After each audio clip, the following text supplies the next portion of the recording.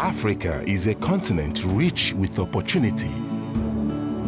And when business and communities come together, its astonishing potential begins to be felt. With the Sustainable Development Goals steering these partnerships, Africa's future is being rewritten with innovation, foresight, and inclusivity. Crossing the length and breadth of the continent, our journalists uncover these stories and share them with the world. Join us now for remarkable stories of partnerships across Africa, building the future and changing lives. It's Africa's time.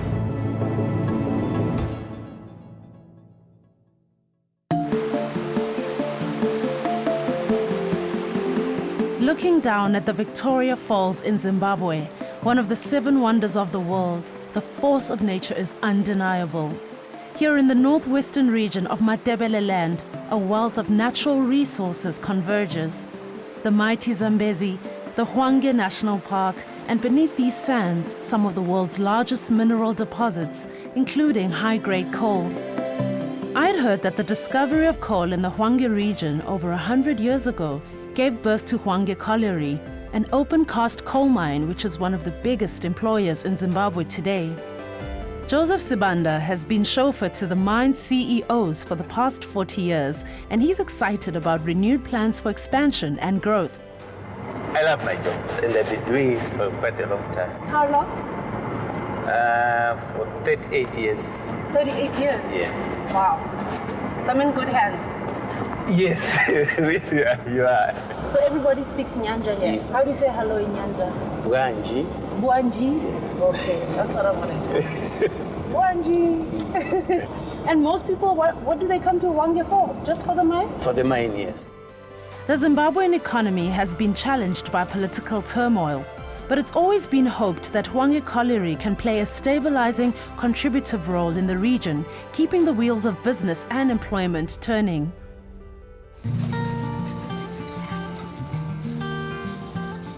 So could you tell me about the central role that coal plays in the economy of Zimbabwe? Hwange Colliery is a legacy company in Zimbabwe. In other words, is one of the companies that was established very early in the setting up of this economy. As Zimbabwe became an industrialized country, they saw the need to mine coal here and move it to the iron and steel plant in an area called Kwekwe. And then the other need was to supply power. Hydro constitutes about 45%, and that's from Kariba, Lake Kariba. And then the 55% is from here, from Hwange Power Station here, right? And then we are the major supplier of coal to Hwange Power Station. So you could say that the economy of Zimbabwe in those days, over 100 years, had the anchors of Hwange Colliery, as well as the Zimbabwe National Railways, and then the electricity, which is Hwange Power Station, and then the iron and steel plant, which was at Zisco in those days. The company currently employs about 3,000 staff. There with their families. So that means, there's a multiplier effect that we look after more than just our staff. We look after a community. What makes Hwange Town unique is that it's grown in tandem with the mine. Built on concession land, the town and surrounding mine villages with nearly 60,000 inhabitants are administered by the mine. Housing, schooling, and the local hospitals are all run by Hwange Colliery. All the staff that are employed in Hwange are housed at the colliery, and we provide housing amenities together with clean water, electricity, good roads. It's important that we take care of the welfare of our staff.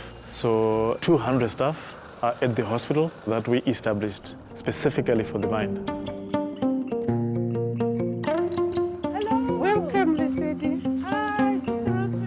The colliery has drawn a broad community of professionals to the area, providing a career path for generations of Zimbabweans. Matron Rosemary Nekatembe and her husband Vincent have both risen through the mine's ranks.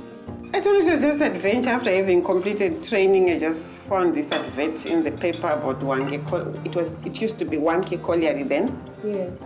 I was interviewed and I got a job. Then I started working. Then in '83 I met him. 83? Yes. I was just innocent doing my work. I didn't know somebody was looking at me.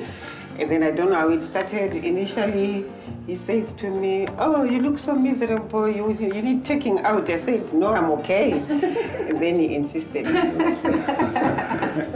came here as a young girl.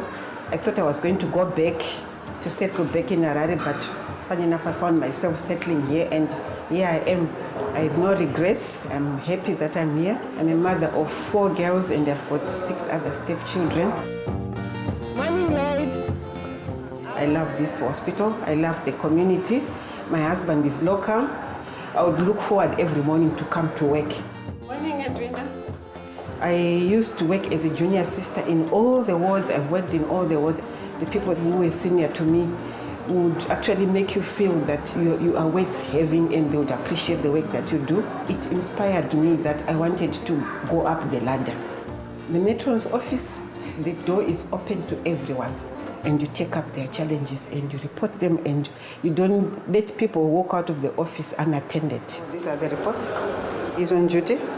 It's not an easy job because you are dealing with everyone is under you, and everyone is a child to you. You are an educator, you are a counselor. You just have to embrace them and groom them. Very better. Okay. The main major objective of the mine is to improve production. And production to be improved, it needs a healthy workforce. That's where we come in as a hospital. Our major objective is to keep the miners healthy, including their families and all their dependents. We have programs that focus on HIV and AIDS. As a result, we find that it's going down, and the stigma is no longer there. People talk about it. The other program which is helping the community is the Mother and Child Health Program, whereby we fight to have 0 maternal deaths, also neonatal deaths. Twitching much better. She was having phototherapy. It's normal now. Ah, good. Easy, baby. You're growing.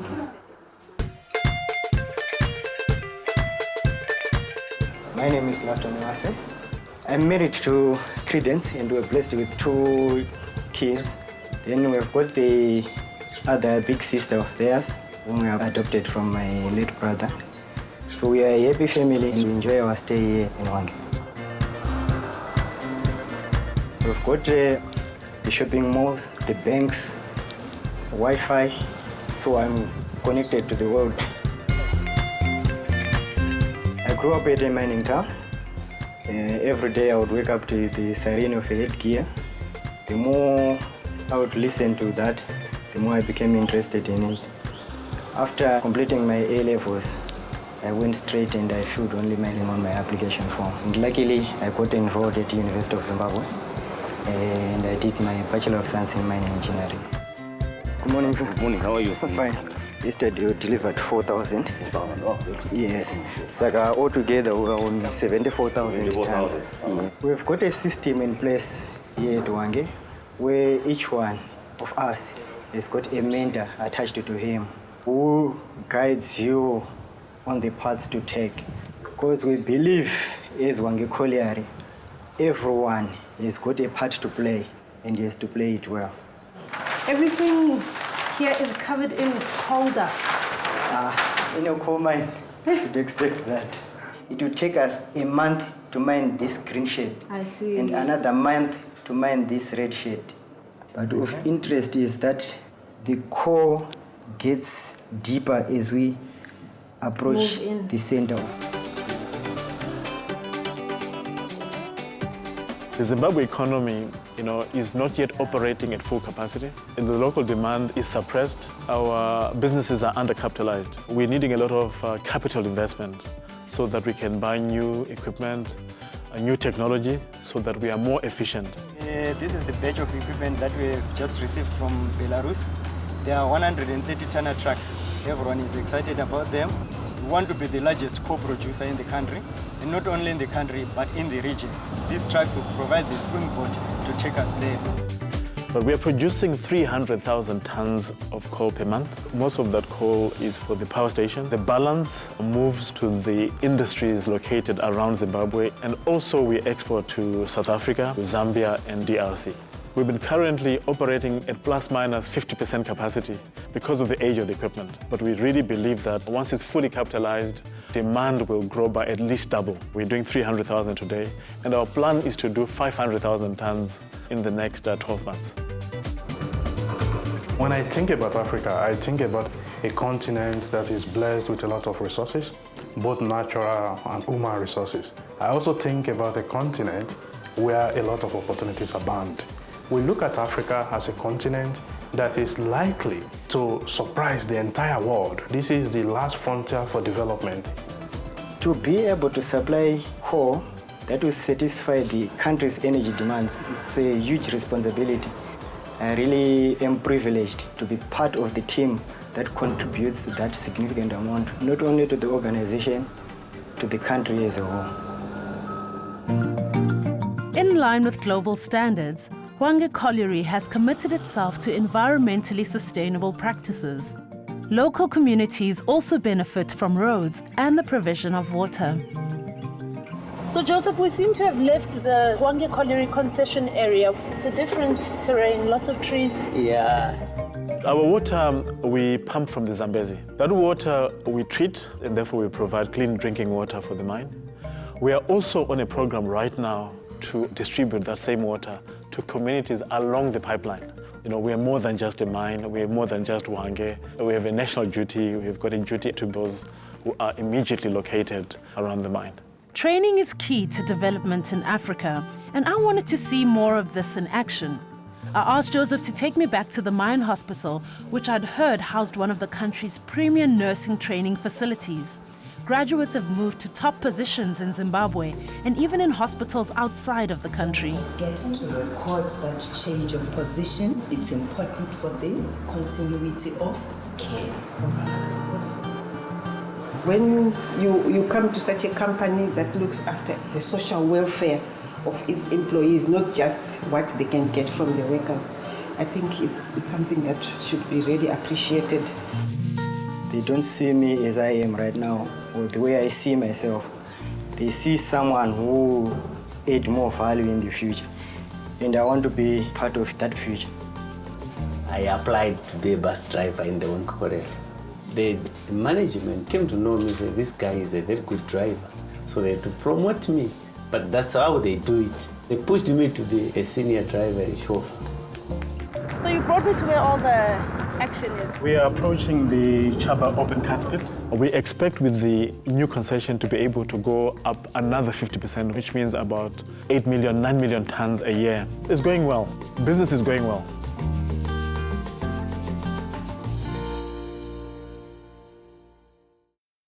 It's Africa's time.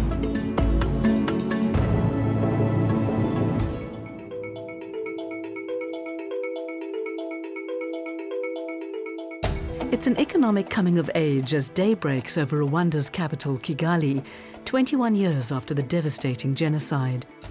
A country razed to the ground by a civil war, leaving more than 1 million people dead, is getting up from its knees.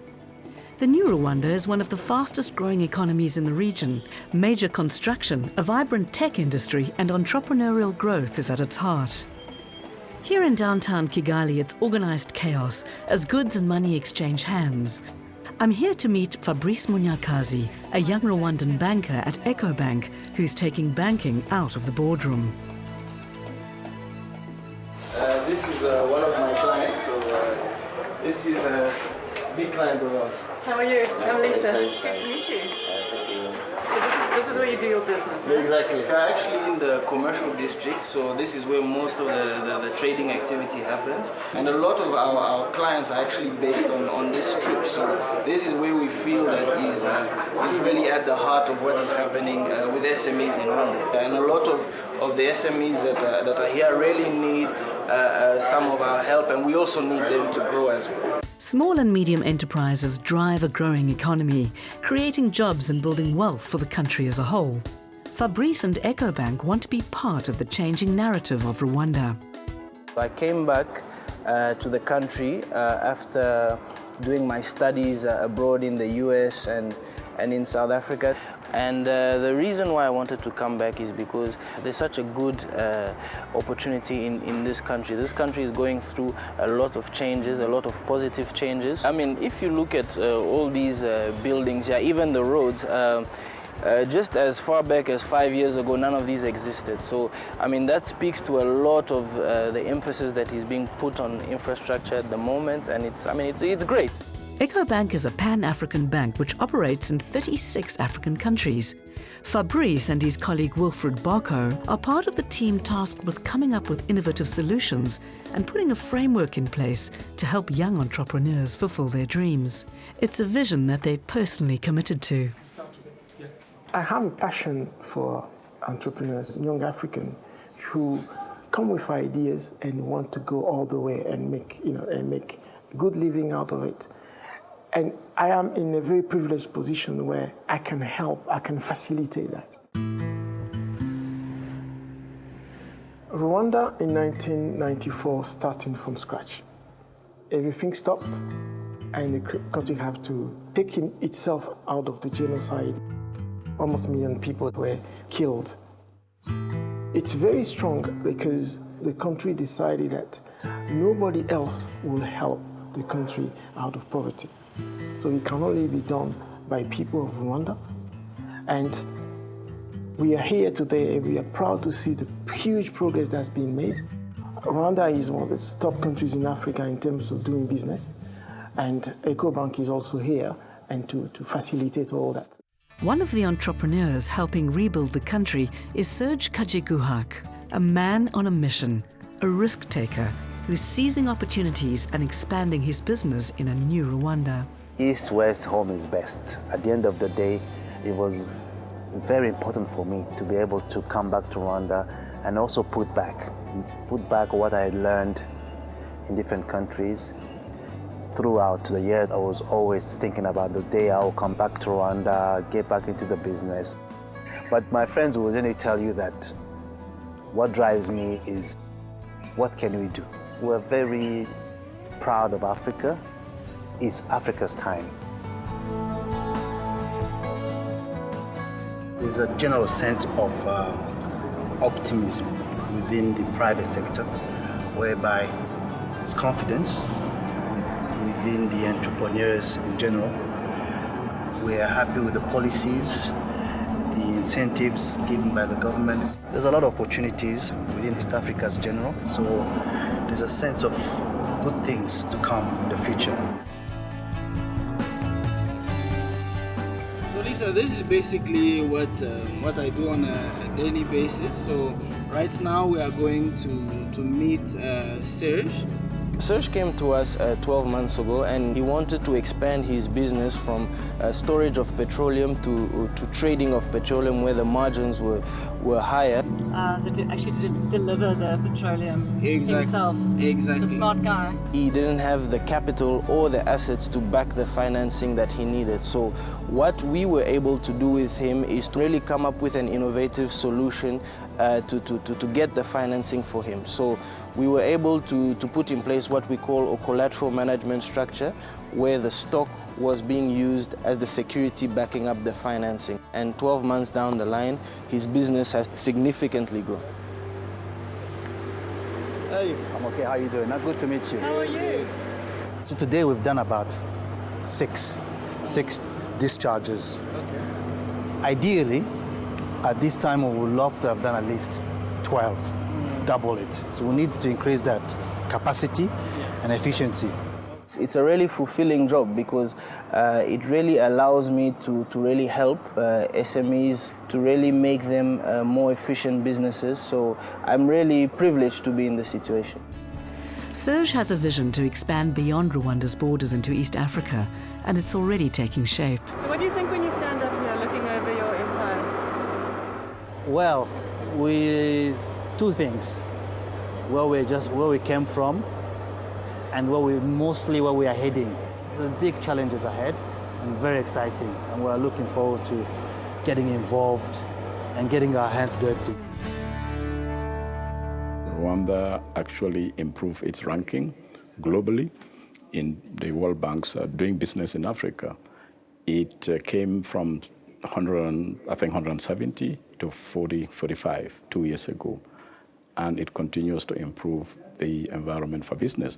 So if business comes to Rwanda, there are enormous opportunities for partnership. I'm leaving the economic hub of Kigali and heading south to Hwange to meet Francois Rutayisire, whose company is responsible for constructing dams, roads and irrigation schemes.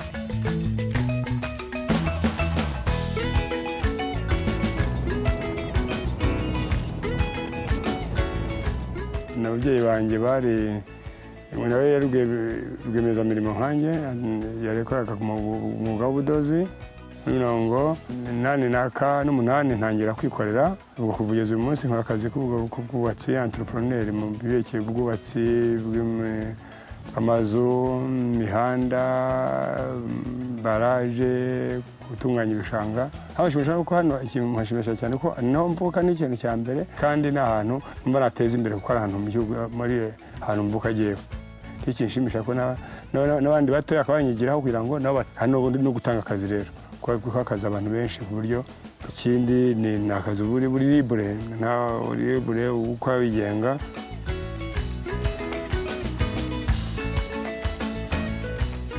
Along with his construction business, Francois' Credo Hotel was the first to be built in the region after colonialism ended. It's a family affair and is managed by his 2 eldest children, Joseph and Diana. For Francois, a father of 8, family and community are everything. He managed to flee his hometown with his wife and children at the height of the genocide. Yakomera ndahunga njye mu gihugu Burundi, mu gihugu cy'u Burundi ntabwo ari kure hano ni kilometero kwambuka umupaka ni kilometero 30 naho nari ntuye.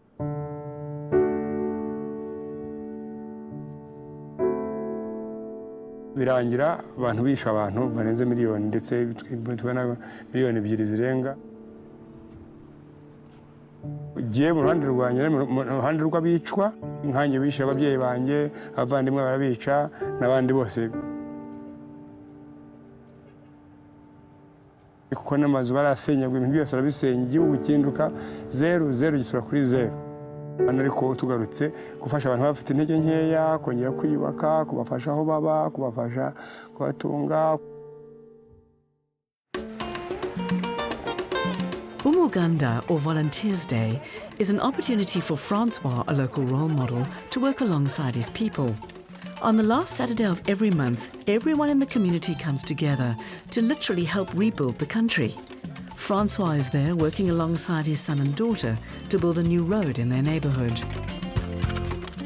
Umuganda ni igikorwa cyo kuzamura igihugu cyo guhuza abantu bose kugira ngo igihugu kizamara igihugu cyabo kandi igihugu cyacu ni ukuvuga ngo kigomba kuzamurwa natwe twese tubyiyumvamo. Ikindi ni ukumva ko muri rusange ko ibintu byose natwe tugomba kubyikorera. Habamo ibikorwa bitandukanye, guharura imihanda, kubaka amashuri, kubakira abantu, gukora amazi. Make people come together, they talk, they chat. It's very good. It opens people's hearts, it makes people really connect. So what's the impact of this on Rwanda? You have a huge past here in this country. Yeah, we have a huge past, bad past. So the impact is good. The impact is reconciliation, and the impact is the spirit of working. Francois and his son Joseph are committed to moving forward into a new era. Their large-scale building projects require not only skills and expertise, but trust and support from the market. Mu buzima dukora, mu kazi dukora, ni akazi gashaka buri munsi gukorana n'ibigo by'imari. Ni ukuvuga ngo mu kazi ko kubaka, akazi ka entrepreneuria mu bwubatsi gashaka ngo buri munsi mu mapiganwa, mu garanti dutanga, mu ukeneye banki mukorana. Francois is one of my best customers because Francois is very innovative and we are always willing to support him. He's very resilient, which is the essence and the culture of the Rwandan today. He's a role model for the younger generation of somebody who can start from scratch and making a name for himself. Ntangira gutangira kwikorera nari numvise bon kumeza gukora mushahara n'umashaka numvaga mfite imbaraga nyinshi zo kuba nakora ko nifite imbaraga zo gukora ibintu bike bike byihuta ku buryo byarihuse kugira ngo ngere ku rwego rushimishije. Innovation, community spirit and hard work are changing the image and the economic reality of Rwanda. A generation of young Rwandans who were born post-genocide and make up more than half of the country's population is working alongside those who lived through its dark history. Together and enabled by local partners, they are building a new Rwanda that is proudly rising above its hills.